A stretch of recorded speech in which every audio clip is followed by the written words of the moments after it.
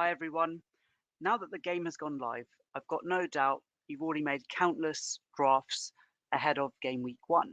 But there's one massive problem that I've identified early on, and I feel that it definitely needs to be addressed, and it's going to affect a lot of FP managers, especially if they're going to opt for a 4-4-2 formation, or basically anyone that isn't going to start from with 5 midfielders from the get-go.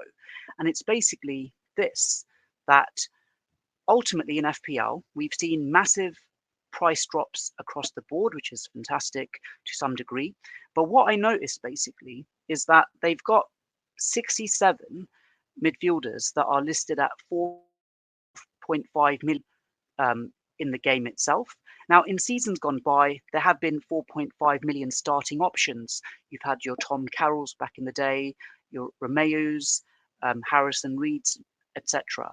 But one thing that I definitely noticed from the options that were available, and especially on my first draft, I just got caught completely off guard with the 4-4-2 formation that I was doing, that it was literally the only player that actually had significant minutes from last season in the Premier League that was 4.5 was Anderson from Newcastle. And I had him as a placeholder, and I thought, oh, I'll revisit the draft later on to see who else I could potentially get instead. But literally, of the 67 midfielders that are 4.5 million in FPL, I couldn't find anyone from the options available that appeared to be an automatic starter. And obviously, I don't want to start a 4.5 midfielder in any formation, but it would be good to have one, especially if it comes to having a playing sub one. So in the event a player that I'm going to start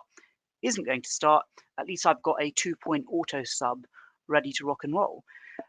Thankfully, this wasn't something that I haven't noticed. Lots of people have noticed it, and I actually put out an SOS call on FPL. And in fact, paradoxically, I just want to show this as well, that like there seems to be more potential 4.0 defenders that are probably going to start, and also you can add Brathwaite to this as well, then there are 4.5 midfielders.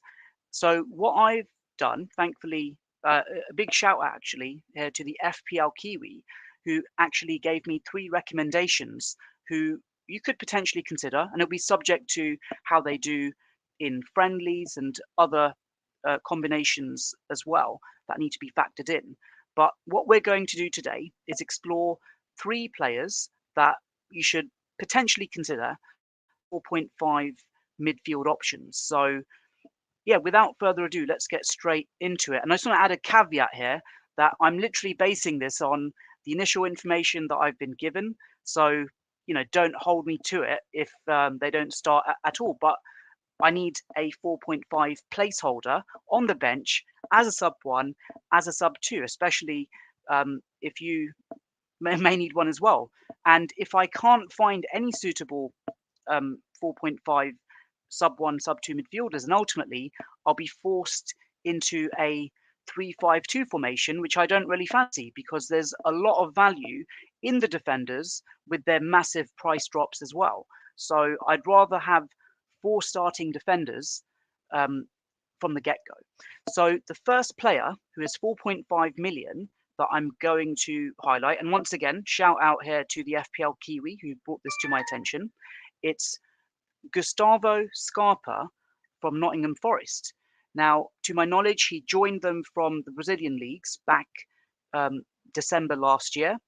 Only played 6 games in total last season. And like, you know, if you look at his stats, he's got some decent returns, albeit in the Brazilian league, like 37 goals, 51 assists in 211 games for Palmeiras, and with Fluminense, 16 goals and 25 assists there as well. And of course, I wouldn't want to get him in as a starter, but as a sub 1, sub 2, he seems very interesting. And you look at his positioning as well in those 6 matches, playing on the left and also playing like in an attacking midfield place as well in these particular matches. In fact, just so that there's some clarity here, I'll go to how he's done for Palmeiras in terms of his starting positions as well, just so that there is a bit more data here. So specifically for Palmeiras, ignore the 10 million price tag. Look at that. He's played all across the board. So if he starts for Nottingham Forest, it'll be like very interesting. And just looking at the information here from Transfermarkt, he got a few minutes and then mysteriously wasn't starting during March time, picked up a knee injury, and he wasn't in the squad. And there is a very good explanation for this as well, which ultimately was related to this crypto scam, unfortunately, that he was involved in. He had to go back to Brazil, had to go to court as well. And in fact, this quote here I've got, that even Forest manager Steve Cooper has revealed the matter is why Scarpa has been left out of recent games and that Forest are giving the Brazilian their full support. And the quote is from Cooper, "I can tell you that he's had some personal issues to sort out and we are giving him our support," which is inclusive of allowing him to travel back to Brazil. So clearly that was a major reason as to why he didn't start matches in March time. And we noticed with the information that I showed that he was also injured as well, then didn't feature in the squad. Now, subject to hopefully things being sorted out in Brazil for him, subject to him being fully fit, getting game time in friendlies, Scarpa would be a very interesting 4.5 option. And like for me, I would never consider starting him unless he went on a fantastic run of games. But no, without a doubt, like he's got some fantastic stats here, and he is one to definitely look out for.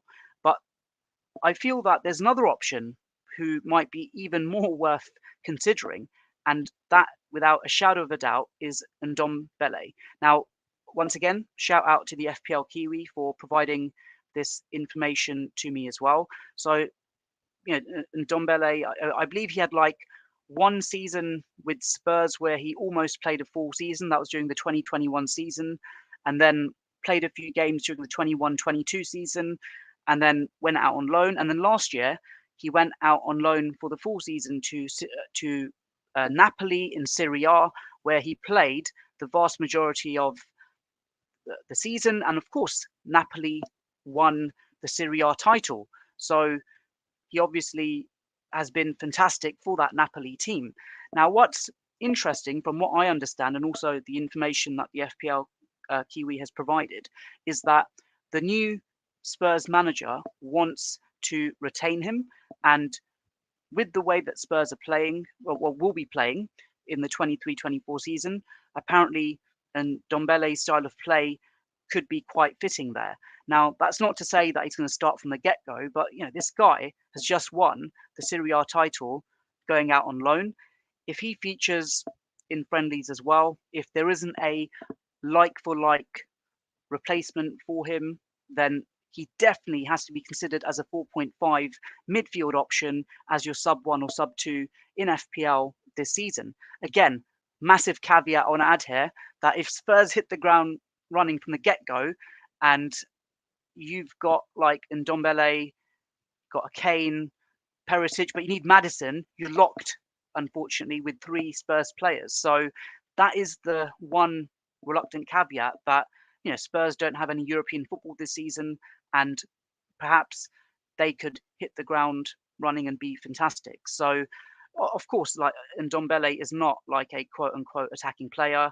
Scarpa was more attacking from the stats, but like I've said, with these two options, you really want them as a sub 1, sub 2 for your 2 or 3 point cameo. And that also brings me on to my next option, and that is Boubacar Traore from Wolves. Once again, shout out to the FPL Kiwi for mentioning him.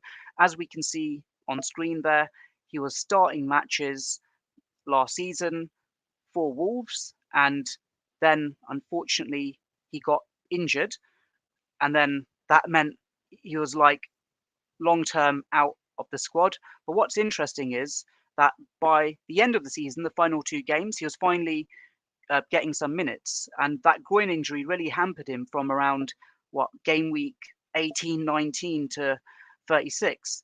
So with Boubacar Traore, of course, he's a central midfielder, plays very in a very deep lying role as well. So in this case, you're not obviously getting him for attacking points. You would not want to start him and Ndombele, or also Scarpa as well. But I'm trying to find some sub 1, sub 2 options for anyone else who is also in this 4-4-2 quagmire, quagmire, and you want at least some sort of playing sub in case they're relied upon.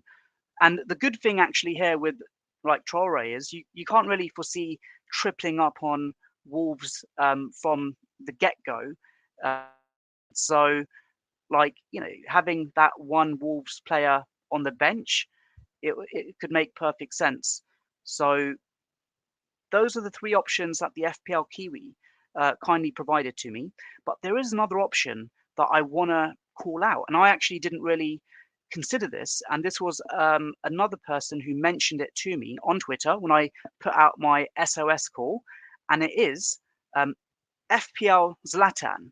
And he said Andre at Chelsea. Hope I pronounced Andre at Chelsea. 4.5 million. To be honest with you, completely forgot that Chelsea had bought him.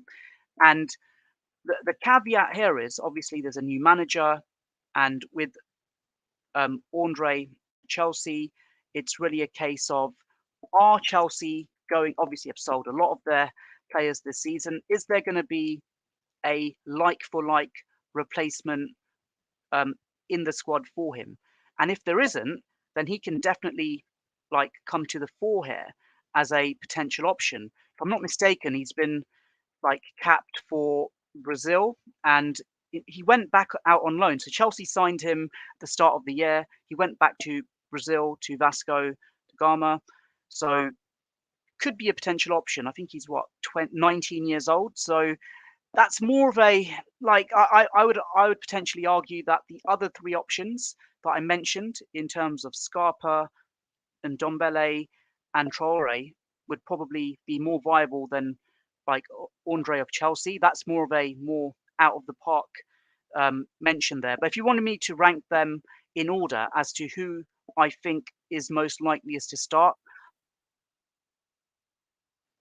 I would definitely say that Ndombele is a potential number 1 option here from all the options provided, because he won the league with Napoli. New manager has an interest in him, and definitely one to look out on. He's someone who has started for Spurs in the past as well.